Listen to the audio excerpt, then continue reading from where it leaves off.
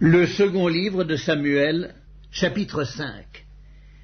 Toutes les tribus d'Israël vinrent auprès de David à Hébron et dirent: Voici, nous sommes tes os et ta chair. Autrefois déjà, lorsque Saül était notre roi, c'était toi qui conduisais et qui ramenais Israël.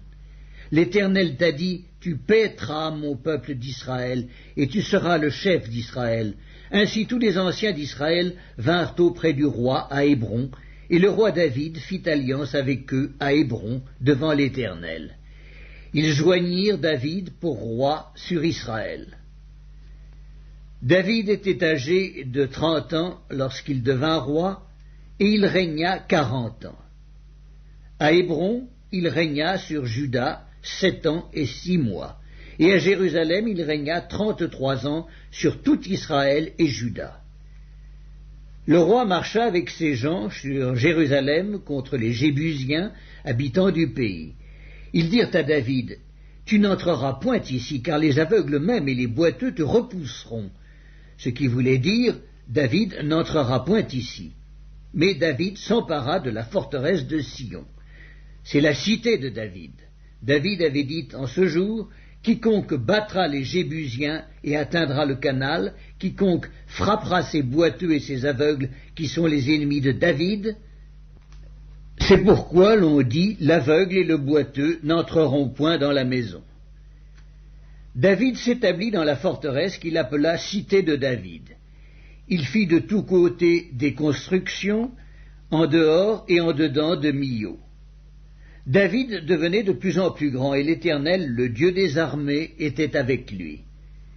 Hiram, roi de Tyr, envoya des messagers à David, et du bois de cèdre, et des charpentiers et des tailleurs de pierre, qui bâtirent une maison pour David.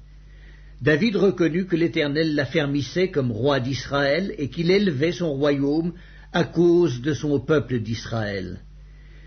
David prit encore des concubines et des femmes de Jérusalem, après qu'il fut venu d'Hébron, et il lui naquit encore des fils et des filles. Voici les noms de ceux qui lui naquirent à Jérusalem: Shammua, Shobab, Nathan, Salomon, Jibhar, Elishua, Népheg, Japhia, Elishama, Eliada et Eliphélet. Les Philistins apprirent qu'on avait oint David pour roi sur Israël, et ils montèrent tous à sa recherche. David, qui en fut informé, descendit à la forteresse.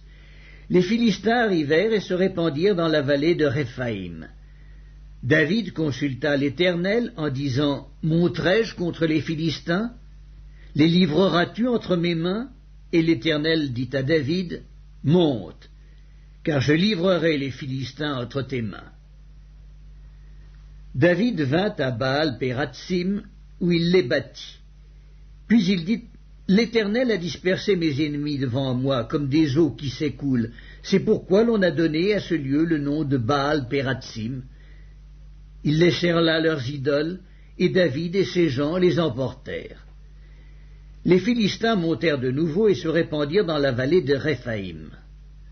David consulta l'Éternel, et l'Éternel dit: Tu ne monteras pas, tourne-les par derrière, et tu arriveras sur eux vis-à-vis des mûriers.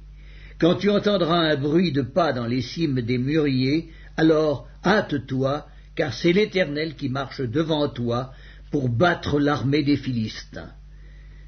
David fit ce que l'Éternel lui avait ordonné, et il battit les Philistins depuis Géba jusqu'à Gézer.